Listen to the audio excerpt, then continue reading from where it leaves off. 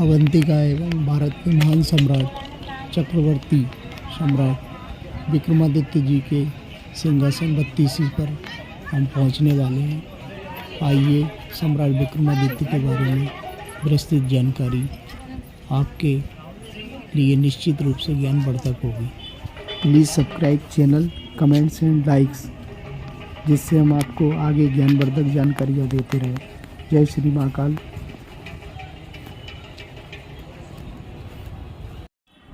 दोस्तों, विक्रमादित्य महाराज के टीले के नीचे ही जो है आप देख सकते हैं महाराज काल भैरव के दर्शन करिए और तथा उनके वाहक स्वान जो कि कुत्ता होता है उनके भी दर्शन करिए। दोस्तों, महाराज विक्रमादित्य के बारे में यह कहा जाता है कि इनकी कुलदेवी माँ हरसिद्धि थी। आप हरसिद्धि मंदिर के यहाँ से भी दर्शन कर सकते हैं। दोस्तों नमस्कार, हम आ गए भारत के महान और उज्जैनी के महान सम्राट विक्रमादित्य जी के टीले पर। आइए अब हम आपको विक्रमादित्य जी के दर्शन करवाते हैं। ये महाराज विक्रमादित्य जी का सिंहासन 32। प्रणाम करते हैं न्याय के महादेवता, भारतवर्ष के महान चक्रवर्ती सम्राट, उनके चरणों में नमस्कार। ये माताजी विराजमान है, माताजी को नमस्कार, गुरुदेव को नमस्कार।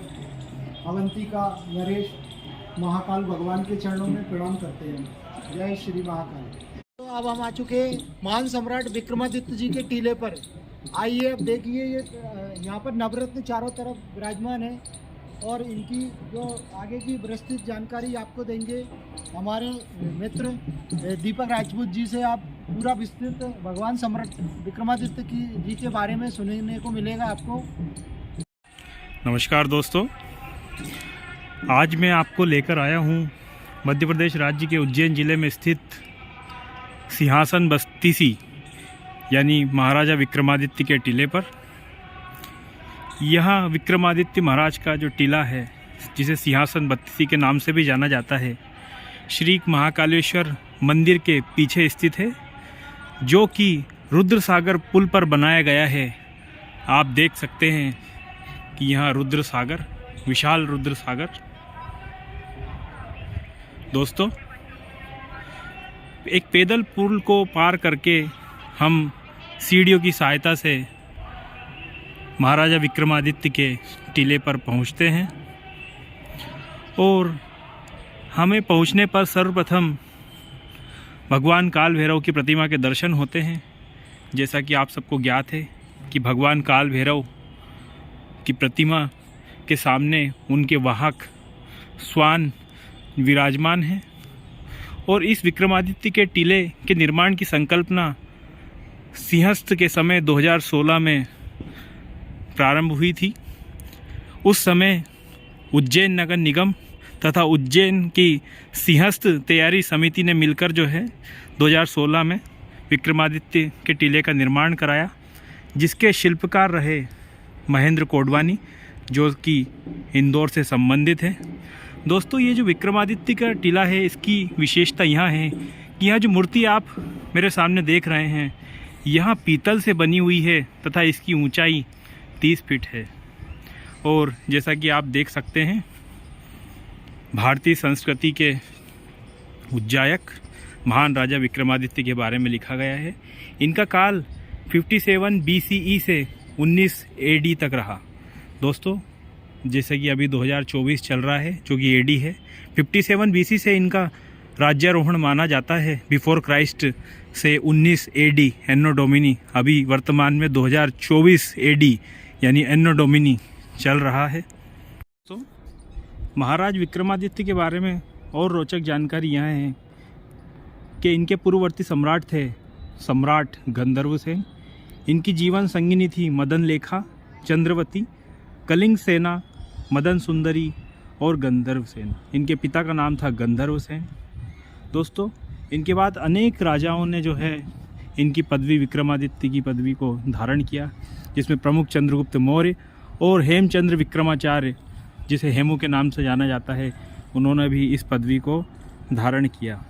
और इनके नाम से ही स्पष्ट होता है कि इनका नाम है विक्रमादित्य। विक्रम यानी पराक्रमी, आदित्य यानी सूर्य के समान, जो सूर्य के समान पराक्रमी राजा हैं वह हैं राजा विक्रमादित्य। और महाराज विक्रमादित्य के शासन की प्रमुख विशेषता यही थी कि वे बहुत न्यायप्रिय, दयालु और प्रतापी राजा थे।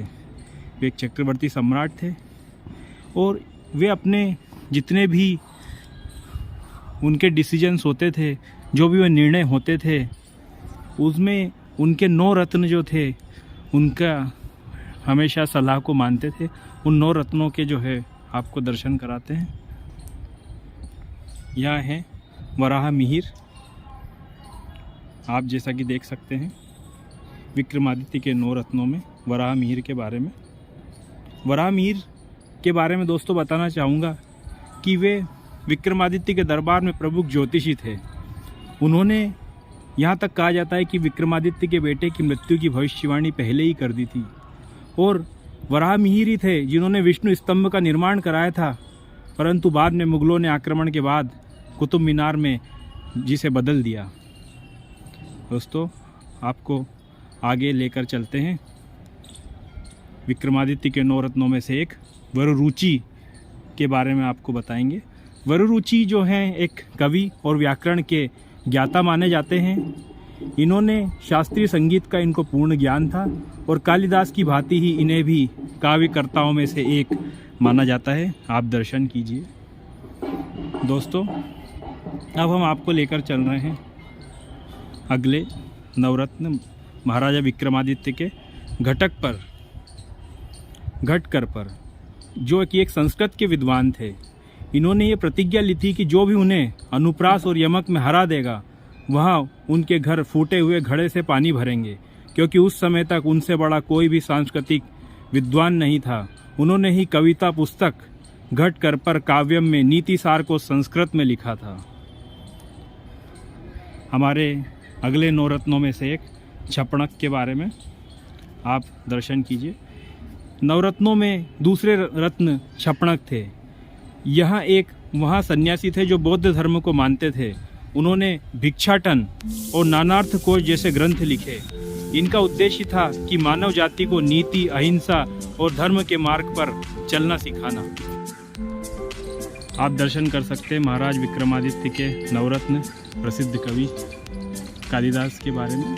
नवरत्नों में सबसे प्रसिद्ध कालिदास ही थे, जो आज भी लोग कालिदास को एक संस्कृत महाकवि मानते हैं। वहाँ राजा विक्रमादित्य के प्राण प्रिय कवि थे।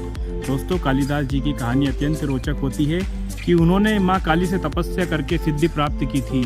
शाकुंतलम, मेघदूतम, कुमार संभवम जैसे नाटक और साहित्य की रचना करने वाले प्रसिद्ध कालिदास की कृति को दिखाया गया है, आप सब जानते हैं।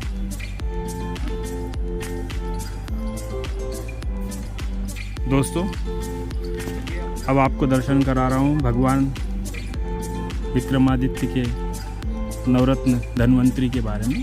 धन्वंतरी जी वैसे तो एक आयुर्वेद वैद्य थे। धन्वंतरी जी ने एक बार युद्ध में, ऐसा कहा जाता है कि विक्रमादित्य गंभीर रूप से घायल हो गए थे, तो उनके जीवन के बचने की कोई उम्मीद भी नहीं थी।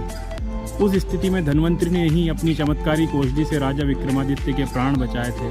तब से उन्होंने कई सारे ग्रंथ लिखे। महाराज विक्रमादित्य की सभा में वे भी 9 रत्नों में से एक थे। आज के समय में कहा जाता है कि यदि किसी भी आयुर्वेद वैद्य की प्रशंसा करनी हो तो उन्हें धन्वंतरी की उपमा दी जाती है। दोस्तों अब इनके बारे में जानेंगे। यह भी 9 रत्नों में से एक थे शंकु। शंकु के बारे में कहा जाता है कि सम्राट विक्रमादित्य के राज्य में नीति शास्त्र के सबसे बड़े ज्ञानी शंकु को ही कहा जाता है। यह एक रस के आचार्य थे जिनका पूरा नाम शंकु था, जिनका काव्य ग्रंथ भुवनभव्य बहुत प्रसिद्ध है। दोस्तों अब हम आपको लेकर आए हैं कालिदास के अगले नवरत्न अमर सिंह के बारे में बताएंगे आपको। अमर सिंह एक विद्वान कवि थे जिनको पंडितों का पिता भी कहते हैं। इन्होंने ही शब्दकोश का निर्माण किया तथा बोध गया के मंदिर में अमर सिंह का शिलालेख यह बताता है कि उन्होंने ही मंदिर का निर्माण करवाया था। उनके अमरकोश नाम के ग्रंथ में अष्टाध्यायी को पंडितों की माता तक भी कहा गया, और यदि कोई भी मनुष्य अमरकोश को ठीक से पढ़ ले तो वहाँ एक महान पंडित भी बन जाता है। दोस्तों, अब आपको दर्शन कराएंगे बेताल भट्ट, जो कि ये भी नवरत्न थे महाराजा विक्रमादित्य के। बेताल भट्ट जो हैं एक धर्माचार्य थे। यह माना जाता है कि इन्होंने ही सम्राट विक्रमादित्य को 16 छंद यानी नीति आचरण के बारे में सिखाया था। यह युद्ध कौशल के महारथी भी थे, जो हमेशा सम्राट विक्रमादित्य के निकट ही रहते थे। इन्हें द्वारपाल भी कहा जाता था। बेताल भट्ट ने ही विक्रम और बेताल की कहानी की बेताल पंचतवती की कहानी लिखी थी, जिसकी लोकप्रियता पूरी दुनिया में प्रसिद्ध है। दोस्तों, महाराज विक्रमादित्य की उनकी कुल देवी माता हरसिद्धि के प्रति इतनी श्रद्धा थी कि ऐसा कहा जाता है कि वे प्रति 12 वर्ष में अपना शीश दान करके माता हरसिद्धि के चरणों में रख देते थे। उन्होंने यह क्रिया 11 बार की, परंतु 12वीं बार जब उन्होंने यह क्रिया की, अपना शीश माता के चरणों में न्यौछावर किया, तब वह सिर जो है धड़ से नहीं जुड़ा तथा इस प्रकार महाराजा विक्रमादित्य की मृत्यु हुई थी, ऐसा कहा जाता है।